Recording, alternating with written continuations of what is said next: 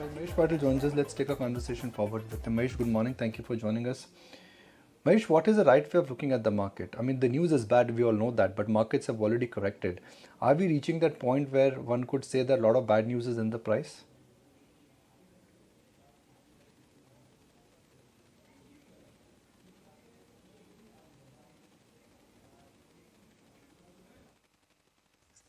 Yeah, good morning. So before getting into this crisis, also there were some headwinds which were there into the market. We had seen oil prices going up. The US Fed also increasing interest rates sharply. Global growth slowing down a bit. So I think with this further crisis which has blown out, okay, because of Russia and Ukraine conflict, that further heightens the inflationary pressures. Oil has gone now above or close to $110, kind of a further slowdown in global growth. So there could be some correction to earnings, both global earnings as well as in India, some downgrade to earnings, which probably the market is still not factored in. So given this uncertainty, I think there could be some downside, okay, in the near term for the markets from here on. If you look at on a valuation perspective, the Nifty would be somewhere near close to its long-term average. So during such crisis, okay, we see the markets probably undershoot on the downside, and that could possibly happen. Having said that, I think overall, from a medium to long-term perspective, I think we should still be fine even from here. I don't see any major impact on earnings growth. I think overall India's recovery, what we're looking at, should still be fine. I think domestic focus sector should still do well, and I think normally we see some of these events. Okay, when they pan out, they also retreat also very fast. So given this backdrop, I think near term clearly there could still be some more downside, but overall medium long term outlook should still be okay. I think we've seen a decent correction and valuations are now looking much more reasonable. Mahesh, we've never seen an oil shock or an energy shock like this before. Q3 was a tough quarter, and Q4 we are unlikely to see any recovery. So my point is that if we are going from a change of narrative of growth versus compression, why do you think things in the medium term will improve? So I think we have seen this situations before, right? I mean, currently what oil prices or some of the commodity prices are actually a risk premium, okay, for the uncertainty which is there, the war-like scenario. That will not persist. I think if you're assuming that this standoff remains for a long period of time, normally we don't see whenever a situation escalates, it happens very quickly. So in that scenario, then the damage, okay, which could happen would be fairly limited. But yeah, if the crisis continues for a longer period of time, so long run, then it can start to hurt your fiscal side, it can start to hurt your growth, inflation, and then also earnings, okay, from a medium to long-term perspective. But that's not the base case view which one would be taking at this point in time. So while, in the short term, there are these headwinds, but if assuming that these situations don't last for too long, I would say it should not really impact the earnings beyond the next, say, 3 to 4 quarters.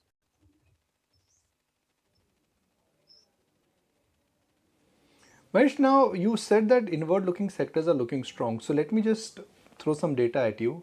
Two-wheeler sales, poor. Bank credit growth, it remains poor. Companies are talking about capex, but capacity utilization is not reached at a level where you know that they want to really commit a lot to capex. So my question is that, don't you think somewhere inflationary pressure and the demand in the domestic economy is going to remain low, and that could be the big deterrent? So you're right. I think the recovery has been slow in the last couple of quarters. And you talk about the auto numbers, the bank credit growth. So bank credit growth actually is starting to improve, right? It was 6-7% a year back. That's now almost touching 10% kind of a growth. And we are seeing improvement over there. Again, partly it's led by increase in working capital because of the high inflation. But to some extent, we're seeing a few sectors improving. Auto sector has been low because of the demand side impact, the supply side constraints which were there. But I think slowly and steadily it's improving. But clearly it is much slower than expected. So one is not expecting a sharp recovery. It will be slow and gradual. The budget and other things which have been there are kind of slightly stimulating investments. We are hopeful of private sector capex picking up, not within the next 1 year, but 2-3 years down the line. Couple of sectors are seeing some green shoots over there. The PLI and other schemes are driving investments in a few sectors. So all in all, I think I would say that it will be a slow and gradual recovery. Investments, while capacity utilizations are low, I think they will probably improve over the next 1 year. And the banks and the corporate balance sheet this time around is fairly good. I mean, they have levered significantly in the last 2 years and in a position to really invest as they see the demand pick up. And overall, sectors like real estate are also looking up. So I would say that in the next 2 years, I think India could potentially reach GDP growth at around 6.5% or so, which is the kind of a long-term growth trajectory, which is still quite possible despite some of the conditions what we are seeing developing globally. And mind you, the domestic policy, the RBI policy is still fairly accommodative and will continue to support growth. I think we'll not see the sharp rate hikes what we saw in the US, though I think the situation can remain fluid depending on how the current situation pans out and how oil behaves.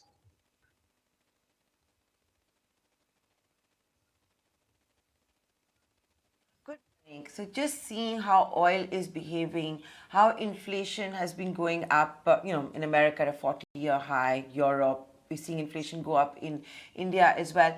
Is it time now for, tweaking portfolios towards the more pro-inflation trades? Yeah, I mean, in the short term, it looks like that. But again, one has to really understand what is the risk premium which is there in some of the commodities at this point in time. And that could normalize, okay, as situation de-escalates. So I would not say that, highly skewed towards pro-inflation. Things are very, very dynamic at this point in time. One can't take a short-term view and base a portfolio on that basis. One has to take a slightly longer-term view. And this is a good time to actually look at the portfolio and look at it from which are the sectors or which are the key drivers of growth over the medium to longer term, because we are seeing correction across the board in this kind of correction. And it gives opportunity really to look at across sectors. So I would say that, mainly focused on the domestic side, some of the domestic cyclicals, where one would see growth improving going forward. And amongst the global sectors, I think IT sector still looks fairly resilient amongst this global crisis. We don't see any major impact on the slowdown over there. If at all there is pressure on the rupee and because of the crisis, I think that should only aid margins, which have been under pressure lately. And there has been a decent correction over here.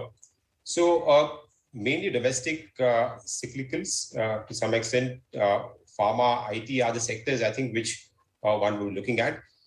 Metals and commodities currently look good, but again, depending on how the situation lasts, I think overall commodity prices still should remain fairly firm. So we are still positive on the commodities and the metal sector, but one would not really buy aggressively at these levels.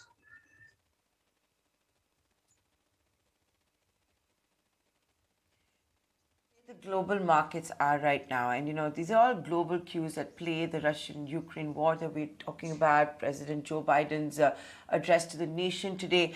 Given this backdrop, India, of course, is attempting its own Saudi Aramco moment with LIC. There are now, reports that are coming in saying, will the government have to relook the timing of the IPO? What's your take? So I don't know, I think, but clearly the IPO market we've seen the recent IPOs which have come in haven't been really gone down well. And the current overall liquidity situation is also not as great as what it was around 6 months back. So, and LIC IPO is again a large one. It needs to get response from every investors, right? Not only the foreign investors, domestic investors, as well as the retail side. So looking at the current market conditions, probably it might not be really conducive to garner the kind of quantity and the valuations what they're looking at. So I think given the situation, probably it doesn't do harm if it is probably shifted down the line, and that's what probably one could expect.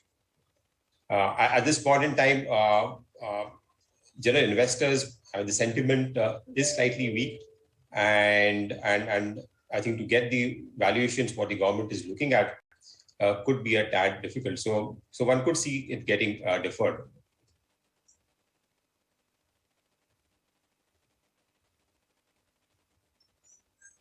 Mahesh, in your schemes and portfolios, where is it that you've tweaked a little bit? Where is it that you've added positions, and where is it that you've actually reduced positions? So in this kind of an environment, it's very difficult to take a call because things are very, very fluid. But structurally, if you look at it without really looking at the current situation, then again, on the portfolio perspective, we have kind of trimmed down on some of the global cyclicals slightly. Banking is where we have been positive. The current situation probably is not so great for the banking sector because we have seen overall financials getting beaten down globally. But I think structurally, I think banking should revive from here. We're seeing decent growth in the coming years. So that's the sector which we are positive on. Even on the domestic side, sectors like pharma, domestic pharma is looking fairly strong and resilient. We don't see much of an issue in terms of earnings growth over there. IT sector, we continue to really hold on despite the underperformance what we saw in the last 2-3 months. I think after the correction is looking fairly positive. Auto is another sector where we are slowly increasing there because while things are still weak on the auto sector, we see steady, slow improvement going forward. And there has been a decent correction, valuation correction in this overall space, especially in the commercial vehicles and two-wheelers sector. So by and large, not really tweaking much. Rather than a sector allocation, I think it is more about stock bottom up. I think in this kind of a market, trying to take large sectoral bets could be a bit tricky because you don't know how things will pan out. So it's more focused on stock specific where there is reasonable certainty of earnings, reasonable earnings growth, reasonable valuations. I think that's where our focus is in trying to build the portfolio.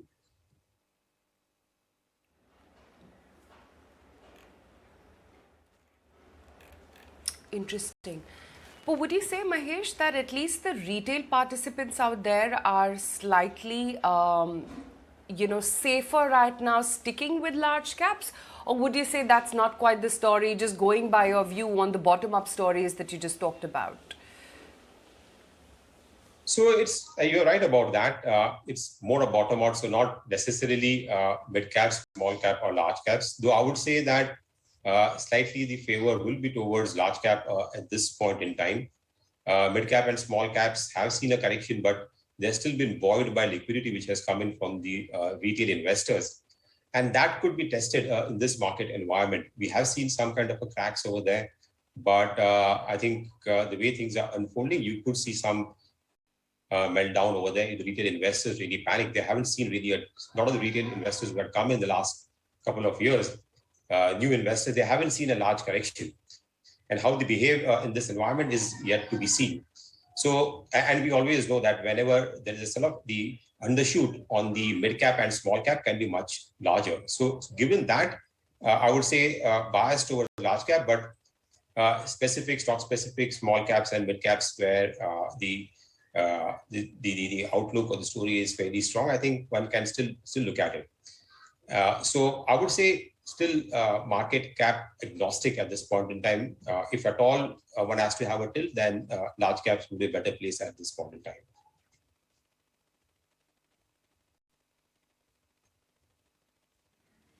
But Mahesh, having said that, while there will be a bias towards large caps, especially when there's this kind of volatility and uncertainty, if you were to look at the broader markets, we've seen a big correction, and certainly those frothy valuations aren't looking as frothy anymore. Well, that's true. They are not as frothy as what they were earlier. But one has to also understand that one should be prepared for undershoot on the downside, because small cap and mid cap, as I said, they will be more driven by retail money. And that is where I think you could see some kind of a withdrawal over there short term if the market continues to remain weak. And one should be prepared for more downside if at all situation worsens from here. But otherwise, for long-term investors, I think the valuations there are also fine. So we're not saying that one should not look at mid and small cap. One should continue with the asset allocation in one's portfolio, overall portfolio, continue to maintain that asset allocation towards mid and small cap stocks. And I think there could be some earnings downgrades, okay, which could happen, okay, in the mid and small cap side, or even for the large cap for that matter. But mid and small cap would probably much more sensitive. And to that extent, I think one needs to be slightly more cautious over there.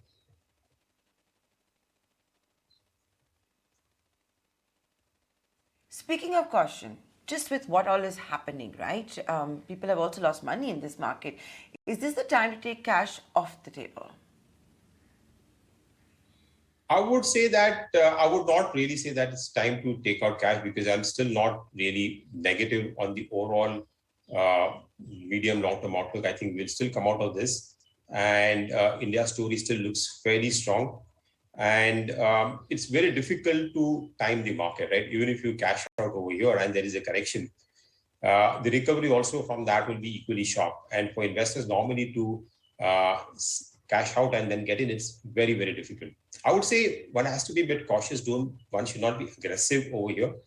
Any incremental investments can probably be done and spread out over a period of time.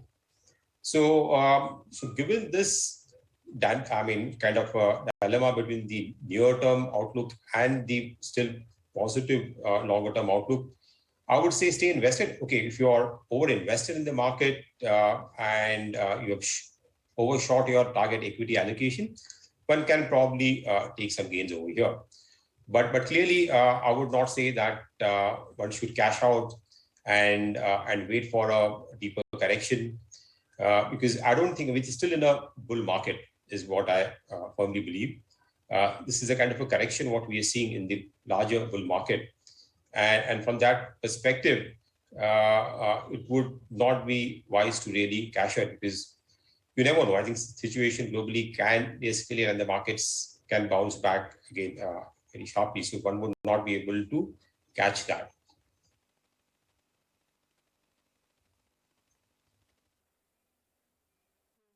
Interesting. Mahesh, since you do believe that this is a deeper correction and the bull market is pretty much still intact, would you say that regardless of it all, one has to really lower down our return expectations for the year ahead? Yeah, I think that's true. Even when we came with our annual outlook, also we're seeing this is going to be a year of transition where you will see normalization of a lot of stake in terms of policy environment, in terms of the overall market valuations. And that's what it's playing out.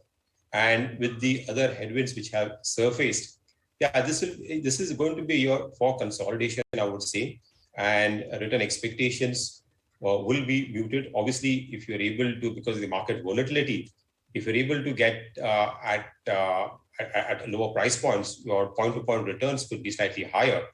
But by and large, I think this will be a market which will this year could test one's patience. And one has to be really patient, stay invested, keep the longer-term picture in view, at the same time not get carried away by the short-term variations in the market.